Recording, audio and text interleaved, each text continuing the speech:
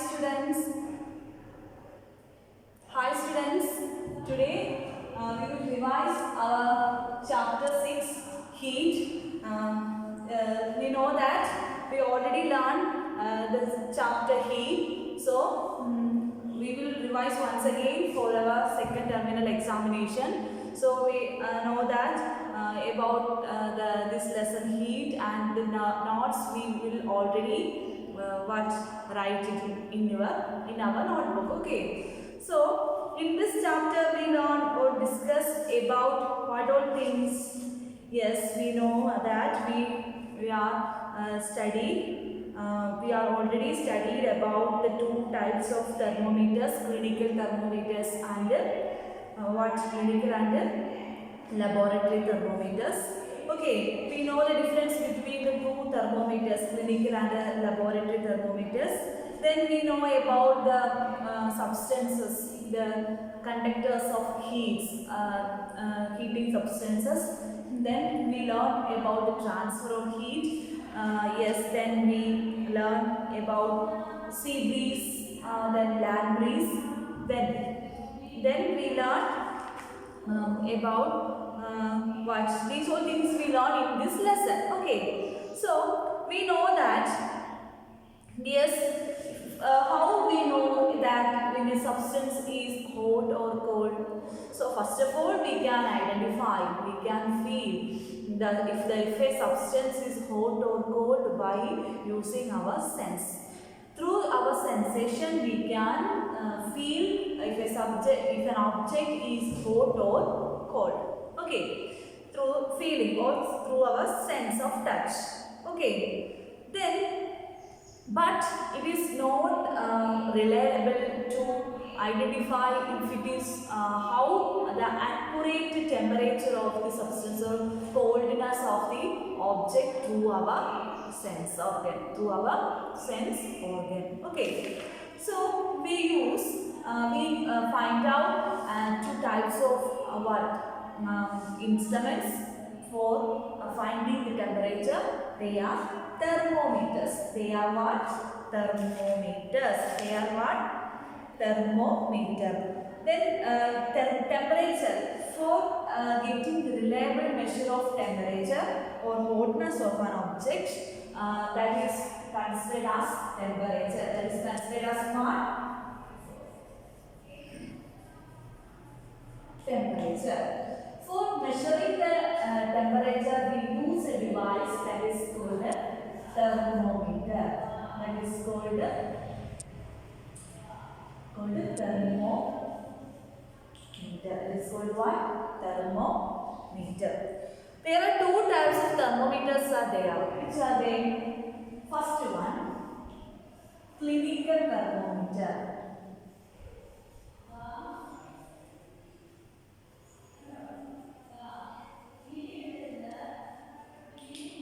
Clinical thermometer. Second one, laboratory thermometer.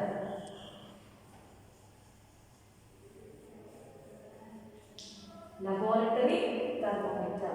The clinical thermometer we use as for the clinical purposes. We know that the clinical thermometer, if we feel sick or if we have an ill, we go to the hospital. If we have fever, what happens first of all, the doctor check our temperature by using a thermometer that is called a clinical thermometer. That is called a clinical thermometer. The laboratory thermometer means the thermometer which is used in the science laboratory for measuring the temperature, melting point of all different objects, etc. Okay. So then, next we know that about measuring temperature. The clinical thermometer means the thermometer that measures our body temperature. Thermometer which measures our body temperature. The thermometer which measures our body temperature. Measures our body temperature is called a clinical thermometer. Then the laboratory thermometer, we know that yes, what is the use of laboratory thermometer?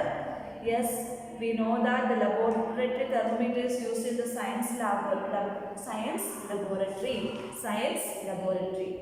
Okay. Then in a clinical thermometer, the measures taken in degree Celsius. Measures taken in which measure we taken in degree Celsius.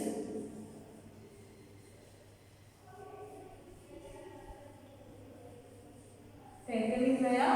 It is degree Celsius.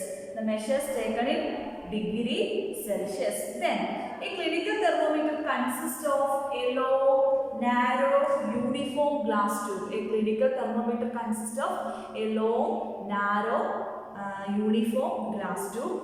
It has a bulb at one end. It has a bulb at one end. It has a bulb at one end. Then this bulb contains what?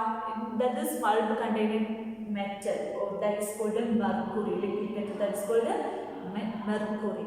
Okay, once again, a clinical thermometer is a long, narrow, uniform glass tube. It has a bulb at one end. It has a bulb at one end. This bulb contains mercury. Then outside the bulb, a small shining thread of mercury can be seen. Outside the bulb, we can see what? A small shining thread of mercury we can see outside the glass tube of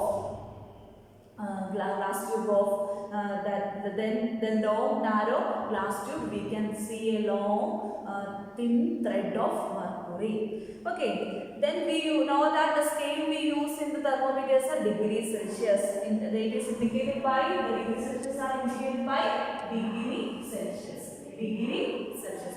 How it is made? Yes, degree Celsius. Degree Celsius. Okay. Then a clinical thermometer reads temperature from 35 degrees Celsius to 42 degrees Celsius. Clinical thermometers read temperature from 35 degrees Celsius to where? 42 degrees Celsius. 42 degrees Celsius. 35 degrees Celsius to 45 degrees Celsius. Okay. Then the other scale of what the clinical thermometer is 94 to 108 degrees is the Fahrenheit scale. That is 92 to 108 in degree Fahrenheit. Degree Fahrenheit. Okay. Then, how to read a thermometer? Some precautions to be observed while reading a clinical thermometer. Thermometer should be washed before and after use. Thermometer should be washed before and after use with an antiseptic solution. First of all, what we do? Yes, we should clean, or we should wash before and after use. We should wash the thermometer before and after use with an antiseptic solution. Then ensure that before use the mercury level is below 35 degrees Celsius. We know that what the body temperature ranges from the clinical thermometer is 35 degrees Celsius to 42 degrees Celsius. Other scale ranges from 90 to 108 degree Fahrenheit. So, after taking the body temperature by using a clinical thermometer, we should ensure that before the mercury level is below 35 degrees Celsius, to check again the body temperature. Okay. Next, read the thermometer keeping the level of mercury along the line of sight. Read the thermometer keeping the level of mercury along the line of sight. Here, correct method of reading a clinical thermometer. Here is the method shows the correct method of reading a clinical thermometer is given. We should keep the clinical thermometer's mercury line in our correct way of sight. Okay. Then handle the thermometer with the care. We know that it is made up of a long, narrow, uniform glass. If we should handle the thermometer with care, otherwise it will can break. Don't hold the thermometer by the bulb while reading it. What happened? We know that a clinical thermometer contains a bulb. We do not hold the mercury thermometer by the bulb while reading it. Okay. So once again, in this lesson we discussed about two types of thermometers: clinical thermometer and laboratory thermometer. Clinical thermometer and laboratory thermometer. So we know that the clinical thermometer is used to measure the body temperature. Then we know that a clinical thermometer consists of a bulb, consists of a long, narrow, uniform glass tube. It has a bulb at one end. The bulb contains what? Mercury. Then outside the bulb, a small shining thread of mercury can be seen. Then a clinical thermometer reads temperature from 35 degrees Celsius to 42 degrees Celsius. Then other range of clinical thermometer is 90 to 108 degree Fahrenheit. Okay. Then how to read a thermometer? What are the precautions we should take to while reading a clinical thermometer? The thermometer should be washed before and after use with an antiseptic solution. Ensure that before use the mercury level is below 35 degrees Celsius. Then read the thermometer keeping the level of mercury along the line of sight. Then handle the thermometer with care. Then don't hold the thermometer by the bulb while reading it. Okay. Then the normal temperature of a human body is 37 degrees Celsius. The normal temperature of a human body is what? 37 degrees Celsius. The normal temperature of a human body is what? 37 degrees Celsius. Okay. Then next we learn about laboratory thermometer. Next one, laboratory thermometer. Different types of thermometers we used. Next one, laboratory thermometer. We know that thermometer is used to measure the temperature of water, and then measure the temperature of different mixtures, melting point, boiling point, etc.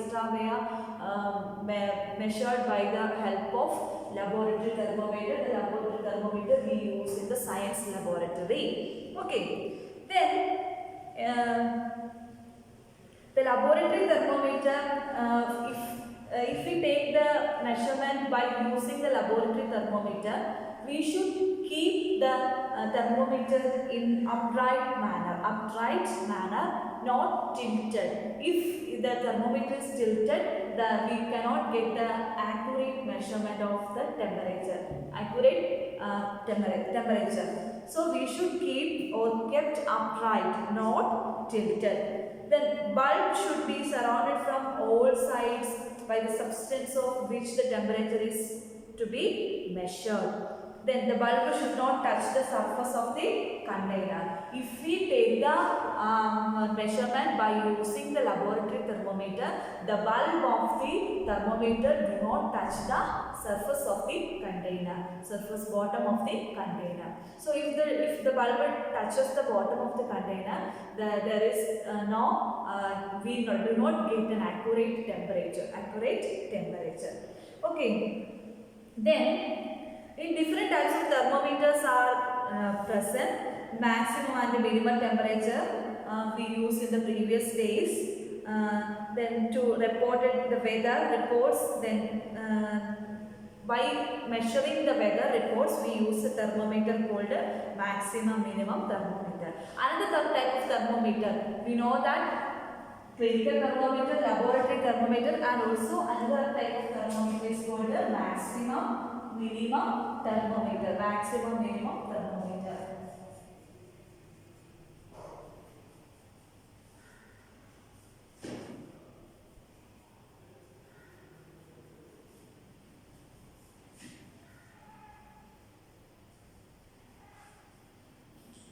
Maximum minimum thermometer. Maximum minimum thermometer is used to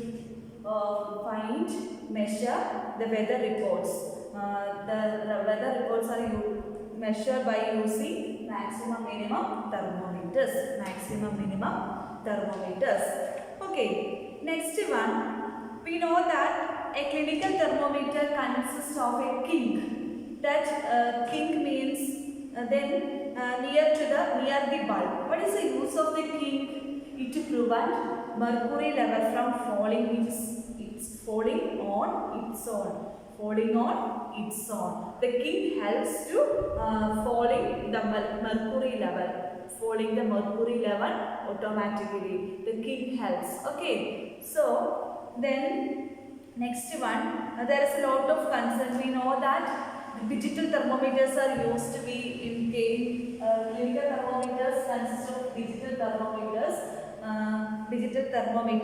Okay, why we use the digital thermometers? The mercury is a very toxic substance, so reduce the use of mercury. The mercury is a toxic substance and it is very difficult to dispose. Then if the thermometer is breaks, so in these causes we use the digital thermometer instead of clinical thermometer. Okay. Next one, transfer of heat. Next one, transfer of heat.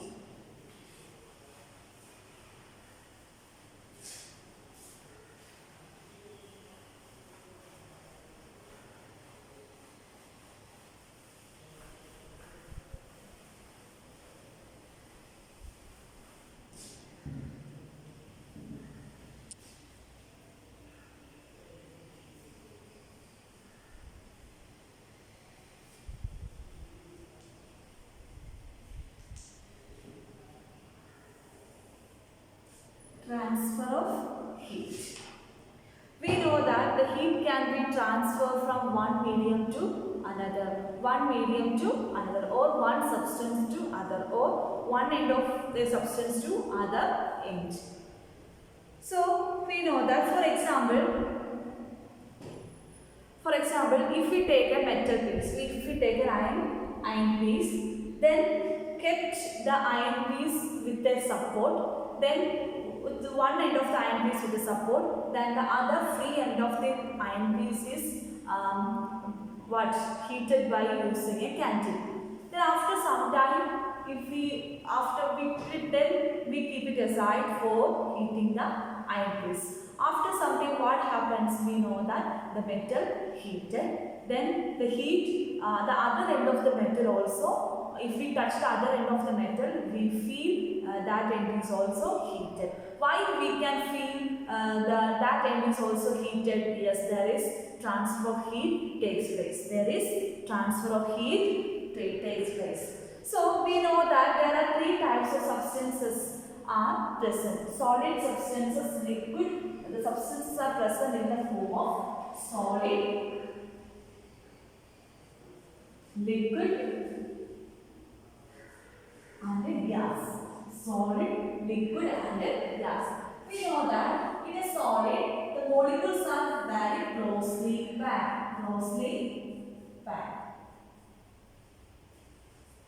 Then here molecules are not closely packed as solids.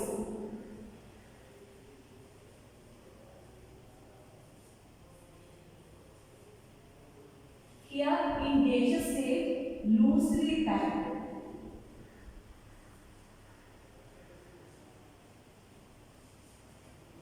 Loosely packed. In solid states, they are closely packed. In liquid states, they are not closely packed as like solids. In gaseous states, they are loosely packed. Okay. Then, next we know that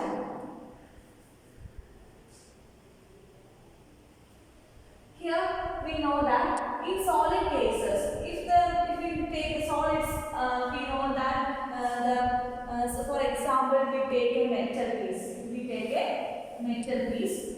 We know that if we heat one end of the metal, after some time, if we touch the other end of the metal piece, we can feel the hotness.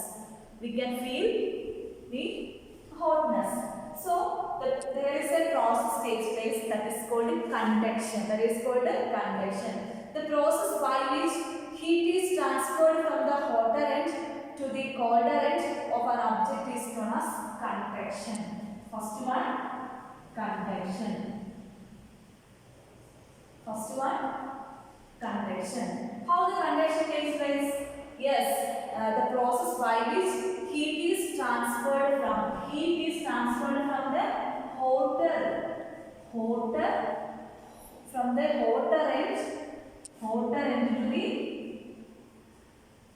hotter end to the colder end of an object.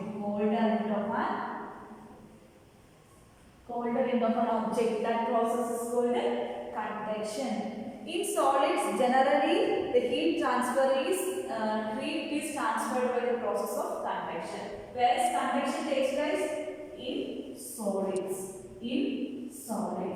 So due to this, we feel that hotter end, the heat is transferred from the hotter end to the colder end. It is called convection. The convection takes place generally in solids. Convection. Then we know that convection means substances are classified into three types: conductors,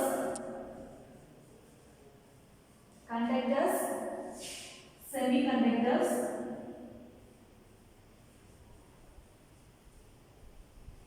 and insulators.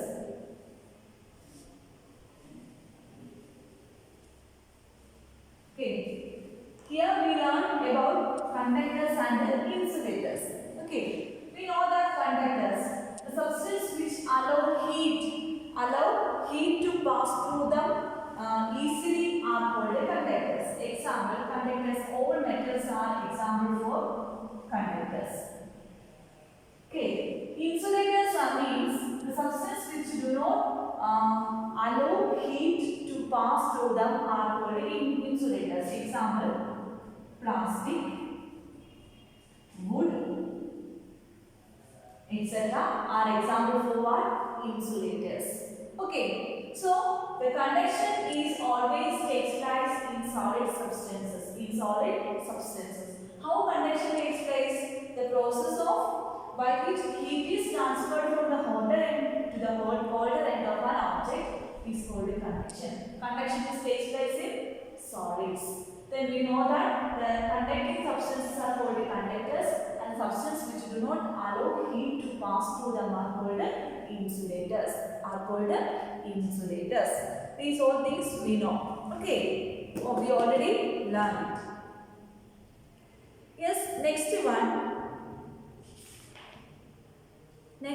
convection. Next one, convection.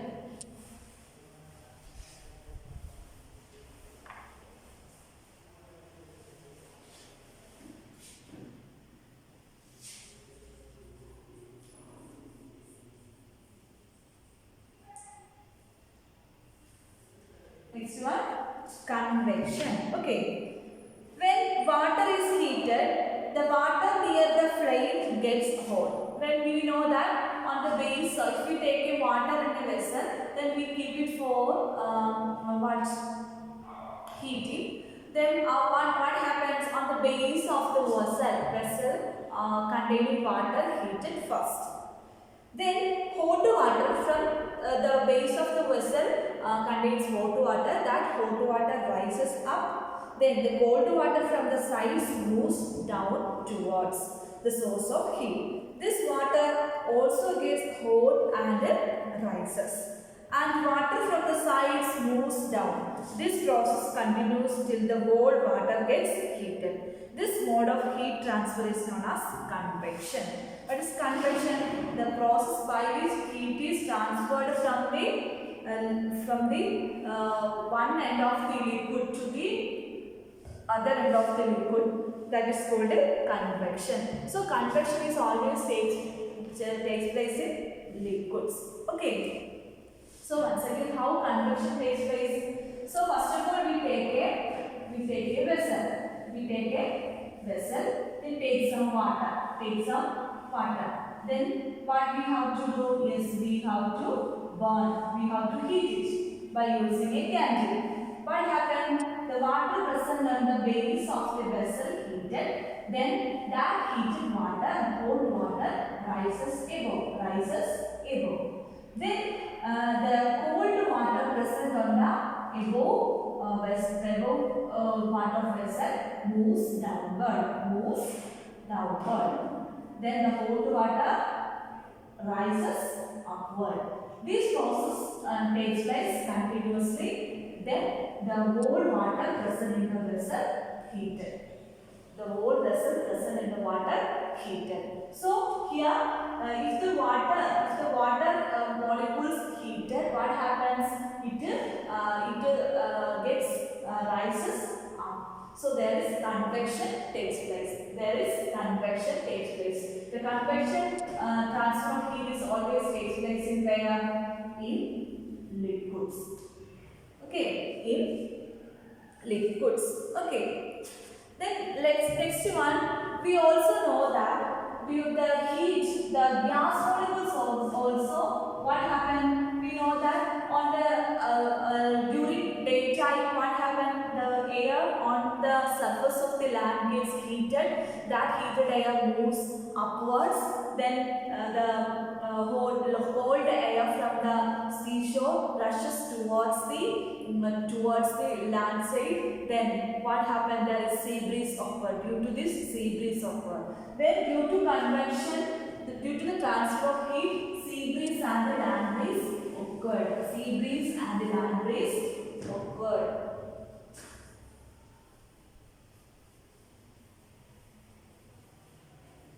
Sea breeze, then land breeze.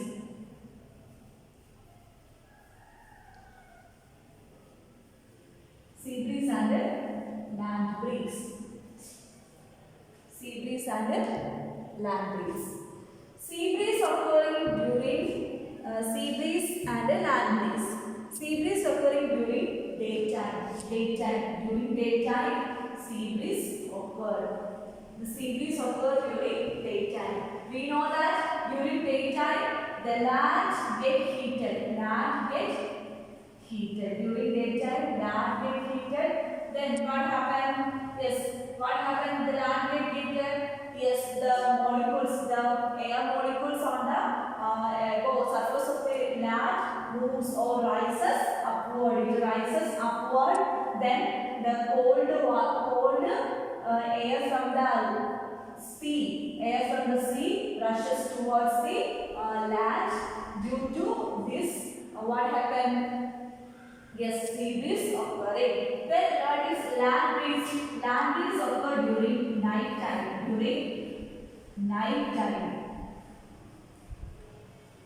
Land breeze occur during night time.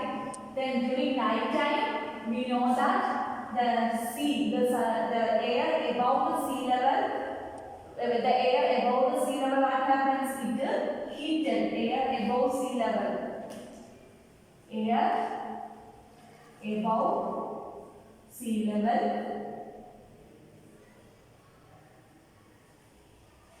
Air above sea level heated. Then it moves upwards or it moves towards the land. Then the cold air from the land rushes towards the sea. Then land breeze occurred. Then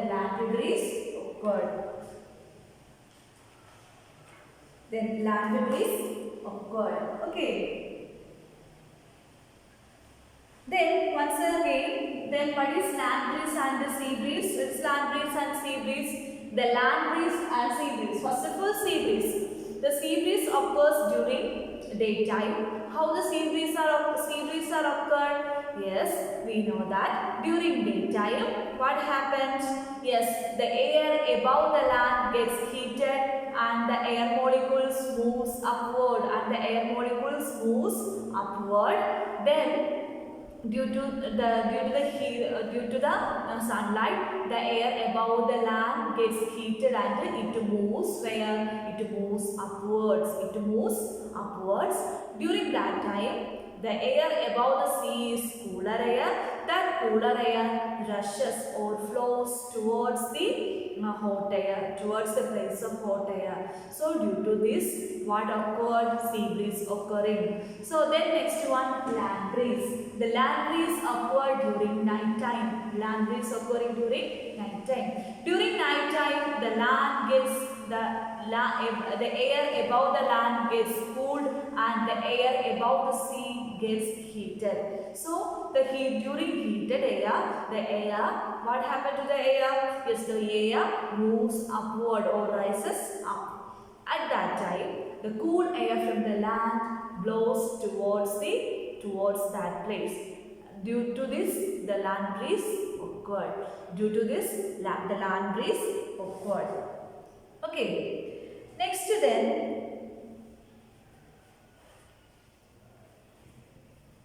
when we come out in the sun, we feel what? We feel warm. The heat from the sun reaches us. Due to this, we feel warm. It cannot reach us by conduction or convection, as there is no medium such as air in most part of the space between the earth and the sun. From the sun, the heat comes to us by another process, that is called radiation. That is called what? Radiation.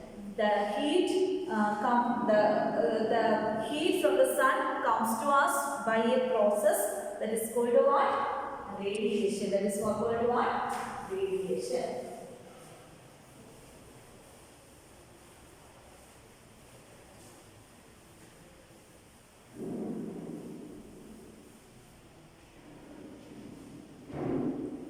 This is called what? Radiation.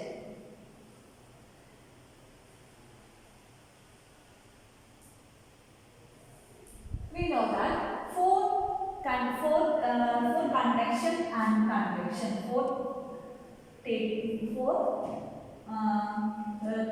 convection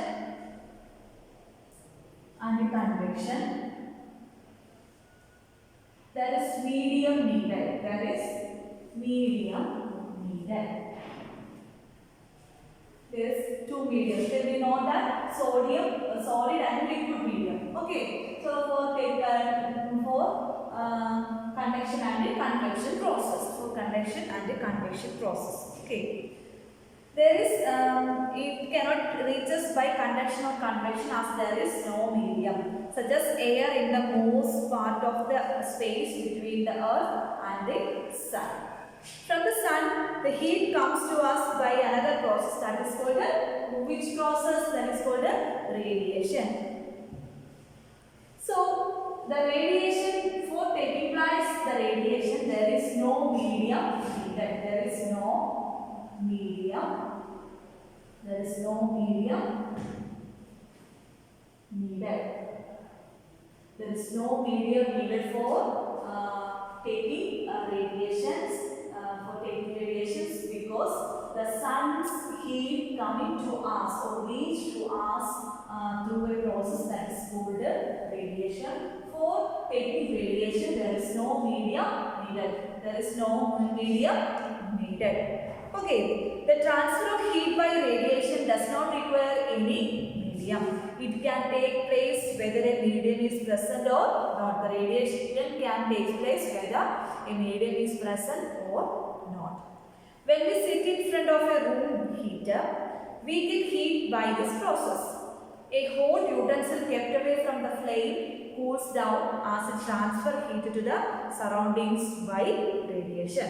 Our body too gives heat to the surroundings and receives heat from it by radiation. So for example, for the different examples given in our textbook for radiation, our body too gives heat to the surroundings and take heat and receives heat from the surroundings through radiation. Then all hot bodies radiate heat. All hot bodies radiate heat. When this heat falls on some object, a part of it is, what happened to it? It is reflected. It is reflected. Okay. Then kinds of clothes we wear in summer and winter. Kinds of clothes we wear in summer and winter.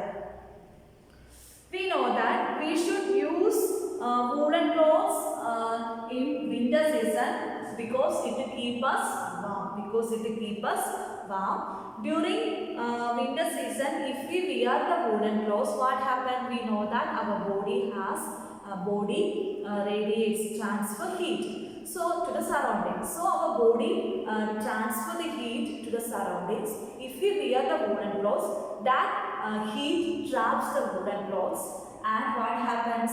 We feel always warm. We feel always warm. And also during summer season, what should we wear? We should wear dark colored clothes. Dark colored or light colored clothes. Why we should wear the light colored clothes during summer season? Because light colored clothes reflect most of the heat that falls on them, and therefore we feel more comfortable wearing them in the summer. We cannot feel very hot if we wear the light colored dress. Light colored dress. Okay, students, our lesson is over. So we move on to our next exercise portion. First, we know about the difference between clinical and laboratory thermometers. Then give two examples each for conductors and insulators.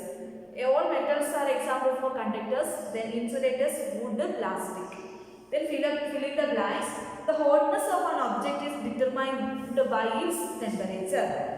Temperature of boiling water cannot be measured by a dash thermometer, clinical thermometer, that is used for only measuring body temperature. Temperature is measured in degree Celsius. No medium is required for transfer of heat by the process of radiation. A cold steel spoon is dipped in a cup of hot milk. It transfers heat to its other end by the process of conduction. Clothes of dash colors absorb heat better than clothes of light colors, dark color.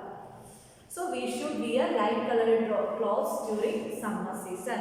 Then match the following. Land breeze blows during where land breeze occur in night time. Then sea breeze occurring during daytime. Dark colored clothes are preferred during winter season. Light colored clothes are preferred during summer season.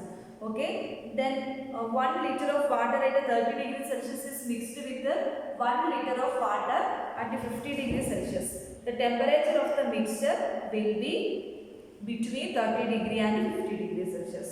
An iron ore at 40 degrees Celsius is dropped in a mug containing water at 40 degrees Celsius. The heat will be not flow from iron ball to water or from water to iron ball.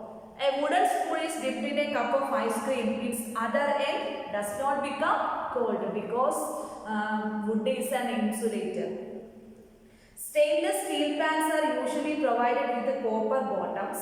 The reason for this would be that copper is a better conductor. Copper is a metal, so it is a good conductor of heat than the stainless steel. So due to this, copper is used as a bottom of the steel plants.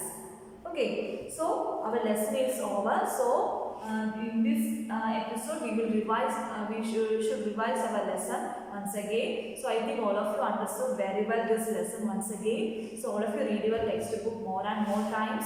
So you are studied well for your second terminal examination. You should score high marks for every subject. Okay, thank you.